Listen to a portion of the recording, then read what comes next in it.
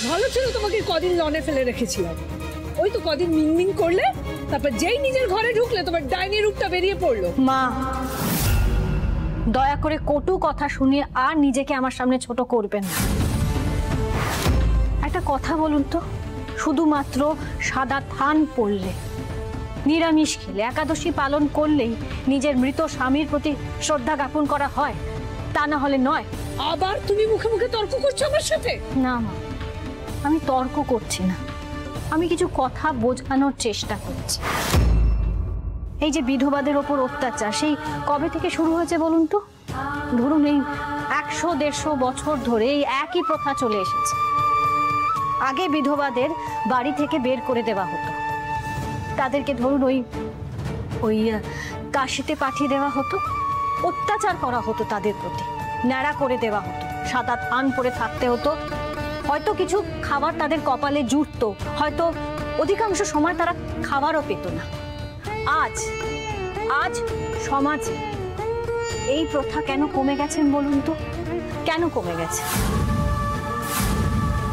কারণ এই বাংলায় রাজা রামমোহন রায়, ঈশ্বরচন্দ্র বিদ্যাসাগর মহাশয়ের মতন মানুষ জন্মগ্রহণ করেছেন।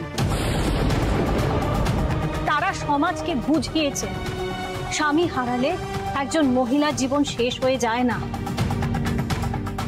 তাদেরও সঠিকভাবে বাঁচার অধিকার আছে, তারাও মানুষের পর্যায়ে পড়ে। কিন্তু সবাই বোধহয় সেটা ভুলে গেছে। এই যে শিক্ষাদান করে গেছেন ওনারা, আজ 2025-এ দাঁড়িয়ে সেই শিক্ষা আবার সকলে ভুলে গেছে। কেন এই অত্যাচার হবে বলুন তো? কেন করা হবে অত্যাচার? আজকে 2025-এ দাঁড়িয়ে সমাজ পিছিয়ে যাচ্ছে না এগিয়ে যাচ্ছে বলুন তো মা? তার মানে তুমি কি বলতে চাইছো? বাবা মা বাড়ির সবাই তোমার উপর অত্যাচার করে? কথা ঘোরানো তোর স্বভাব ছোট, আমার নয়। আমি স্পষ্ট কথা স্পষ্টভাবে বলতে পছন্দ করি। দেখ ছোট, আমার স্বামী, মা আপনার ছেলে কখনোই এইসব পছন্দ করতেন না যে বিধবা হলেই তাকে সাদা থান পরতে হবে, তাকে নিরামিষ খেতে হবে। সে কিন্তু সমাজের এইসব নিয়মের তোয়াক্কা করতে না।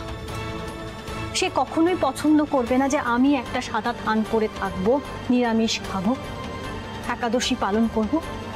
আমার মনে হয় যদি আমার অগ্নিদেবের প্রতি শ্রদ্ধা জ্ঞাপন করতে হয়, তাহলে আমি তার আদর্শগুলো পালন করব।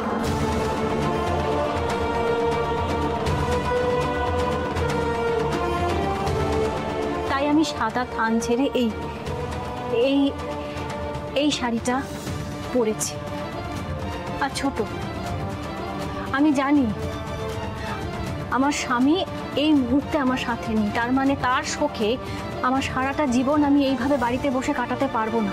কারণ আমার মেয়ের প্রতি আমার একটা কর্তব্য আছে, একটা দায়িত্ব আছে। আমি সব সময় চাইবো আমার মেয়ে আমার স্বামীর মতো আদর্শবাদী, সৎ মানুষ হোক, তবেই তার বাবার আত্মা শান্তি পাবে।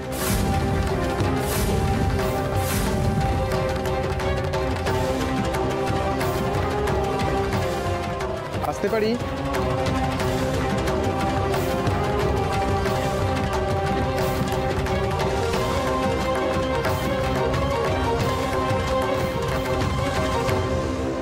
আপনাকে তো ঠিক চিনতে পারলাম না। নমস্কার, আমি আকাশ রায়, ব্যাংক থেকে আসছি। রুদ্রদা আমার কলিগ ছিলেন। কাকু, আপনার শরীর ঠিক আছে তো? হ্যাঁ ঠিক আছে। কাকিমা, আপনি ঠিক আছেন তো? আপনাদের সান্ত্বনা দেওয়ার স্পর্ধা আমার নেই, তবে শুধু একটা কথাই বলতে চাই, আপনারা নিজেদের শরীরের একটু যত্ন নিন। তুমি বসো না, দাঁড়িয়ে আছো কেন? না কাকিমা, আপনারা ব্যস্ত হবেন না। আর আমি কিন্তু আপনাদের সবার কথাই জানি, রুদ্রদার মুখেই শুনেছি। ও তাই নাকি? আমাদের দাদা অফিসে বাড়ির ব্যাপারে শেয়ার করতো? হ্যাঁ, তবে সবার সাথে নয়। আর আমাদের বস তো আপনাদের এখানে এসেইছেন, আর বাকি শুধু আমার সাথেই কথা হতো। আর ঝিলিকের কথা, ঝলমলের কথা সবই জানি, শুধু আলাপটুকুই বাকি ছিল। বৌদি, কাল রাতে বস ফোন করে আমাকে সব জানিয়েছেন। আপনাকে তো একবার অফিস যেতে হবে। আমি তাই নিজের গাড়ি নিয়ে চলে এলাম আপনাকে নিয়ে যেতে। আপনি যদি রেডি থাকেন তাহলে আমরা এখনই বেরোতে পারি। অনেক ধন্যবাদ ভাই, আমি বেরোচ্ছিলাম, আমি রেডি। ঠিক আছে, আপনি তাহলে আসুন, আমি গাড়িতে ওয়েট করছি।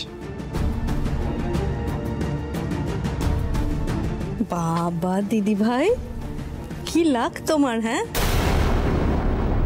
ব্যাংক থেকে লোক এসে একেবারে রেডি তোমাকে নিয়ে যাওয়ার জন্যে, গাড়ি টাড়ি নিয়ে একদম রেডি। অবশ্য হবে নাই বা কেন, তুমি তো সুন্দরী বিধবা বলে কথা।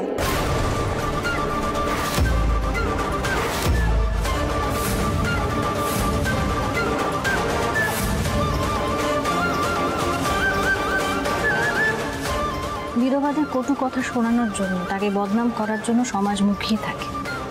তারা মনে করে আহারে মেয়েটা একা, মুখ খুলতে পারবে না, কিছু বলতে পারবে না, মুখ বুজে সব কিছু সহ্য করবে।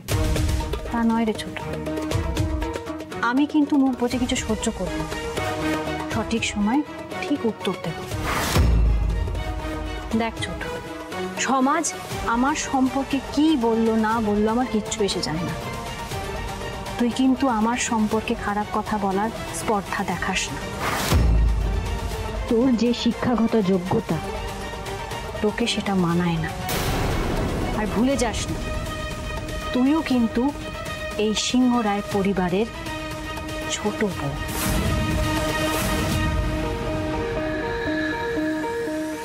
বাবা, আপনার ছেলের অফিসে একবার আমায় যেতে হবে, আমি আসছি।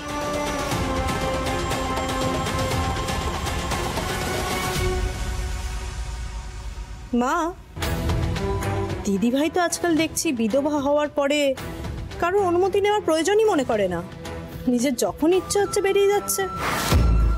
বিধবা হয়ে তো দেখছি বেশি সাহস বেড়ে গেল, হ্যাঁ? আবার লোকজন বাড়ি অবধি আসছে লিফট দেওয়ার জন্যে। ছোট বৌদি, তুমি কি মানুষ বলো তো? কেন বড় বৌদির নামে এসব বাজে বাজে কথা বলছো? স্যার তো বৌদিকে বারণ করেননি যেতে। তোমরা এখনো মায়ের হয়ে তো কথা বলছো কেন? বলবে প্লিজ। আর ভালো লাগছে না আমার আর ভালো লাগছে না। ঝিলিক, ঝিলিক, ঝিলিক, ঝিলিক, মা কি হয়েছে? কেন এরকম করে কান্নাকাটি করছিস বল? আমি বুঝতে পারছি তোর কষ্ট হচ্ছে, কিন্তু কি করবি বল? তোর মাটাও এমন, কি করে যে এইভাবে সাজগোজ করলো আমিও চোখে দেখতে পাচ্ছিলাম না। একবারের জন্য তোর বাবার কথা ভাবলো না? জানিস না বাবা, কাম্মা আছে তো, সব সময় তোর পাশে থাকবে। এই স্কুলের জন্য দেরি হয়ে যাচ্ছে না, যা যা চটপট যা, রেডি হয়ে নে, যা।